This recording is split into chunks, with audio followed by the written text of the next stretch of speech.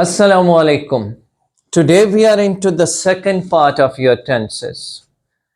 First we did about present indefinite. Today we are going to discuss about past indefinite. Tense जब से हमने start किए तो हमने फर्स्ट टेंस में एक बात कंफर्म की थी कि जब भी हम टेंस के हवाले से जिक्र करेंगे तो हमारे पास सबसे ज़्यादा इम्पॉर्टेंट चीज़ कौन सी है, जो कि एक है, दैट इज़ वर्ब। तो आज भी हमारा फोकस वर्ब पर ही रहना है। कोई भी टेंस हो उसमें आपने सिर्फ एक ही चीज़ को ध्यान में रखना है कि वर्ब।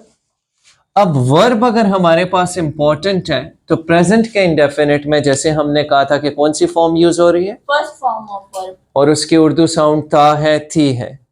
आज हम पास्ट इंडेफिनिट कर रहे हैं। पास्ट इंडेफिनिट में जो वर्ब की फॉर्म यूज होती है वो कौन सी है? Second form. That is second form. अब second form of the verb हम अब आएंगे इसकी उर्दू पहचान की तरफ। क्यों? जहन में रखें, जैसे लास्ट लेक्चर में हमने कहा कि हमारे पास SVO यानी सब्जेक्ट वर्ब और ऑब्जेक्ट अग्रीमेंट जो है वो इंग्लिश का सेंटेंस स्ट्रक्चर है।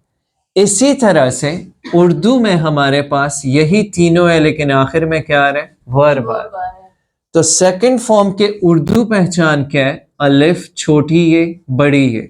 जैसे कि मैं गया, मैंने पढ़ाया, मैंने सुना, मैंने पूछा।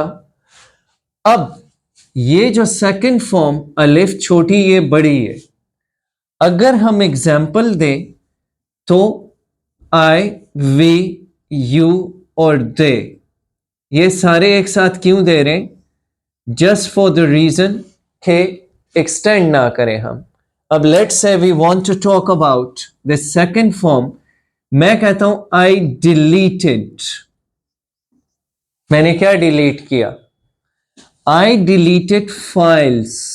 मैंने फाइल्स उड़ाए या मैंने फाइल्स डिलीट किए। अब डिलीटेड मेरे पास क्या है? सेकंड फॉर्म है। Now I want to make it negative. तो हम लोगों ने नेगेटिव बनाने के लिए प्रेजेंट इंडेफिनिट में किसका इस्तेमाल किया था? Do and does. Do with I, we, you, they, और ही, शी, इट या सिंगल पर्सन के साथ डज। अब डू डज का सेकंड फॉर्म क्या है? Did.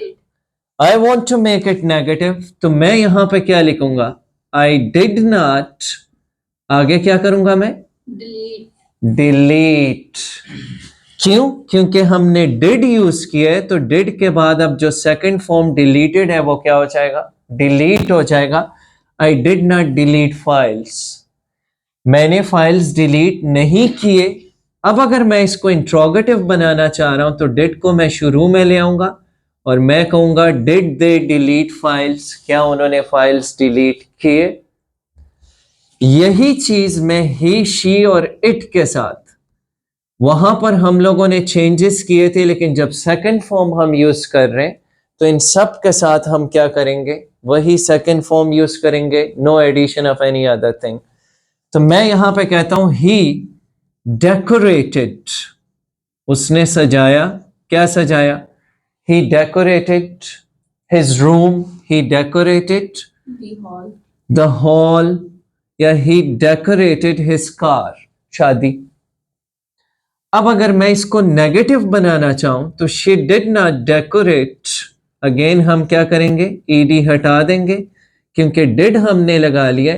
She did not decorate her room, यानी उसने रूम को क्या नहीं किया?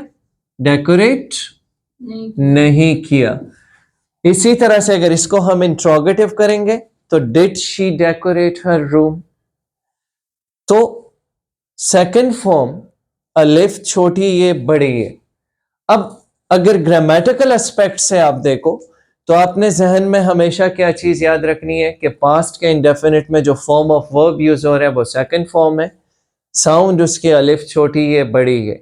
But we are here for what? Obviously we want to speak, we want to communicate with the help of language, with the help of this grammatical aspect.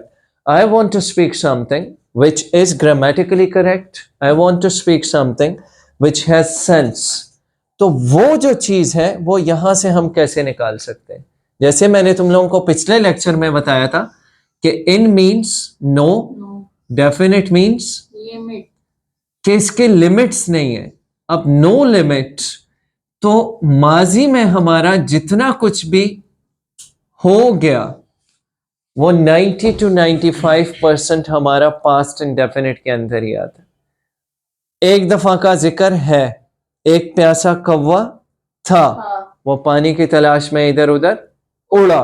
बाकी सारी कहानी याद करो, उसकी पहचान यही आएगी।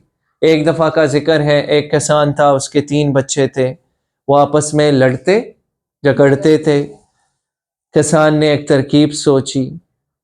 अब इसी तरह से भूखा कुत्ता, द क्लेवर फॉक्स, या जो भी कहानी, वो सारी के सारी स्टोरीज अगर आप लोग रिकॉल करो, वो आपके पास किस चीज में आ रही थी?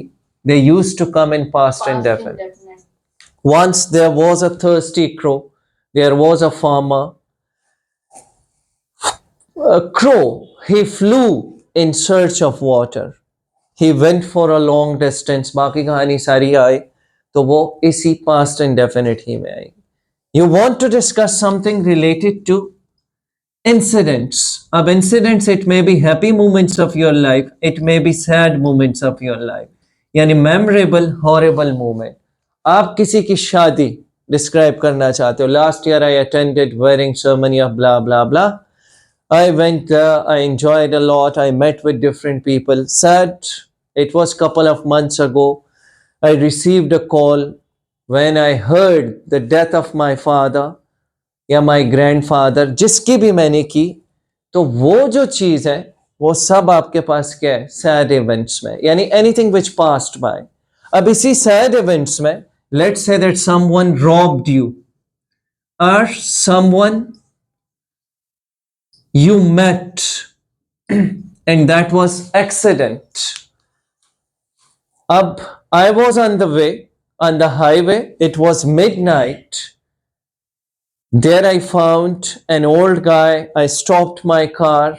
The time I opened the gate, 2-3 members they entered and then robbed me.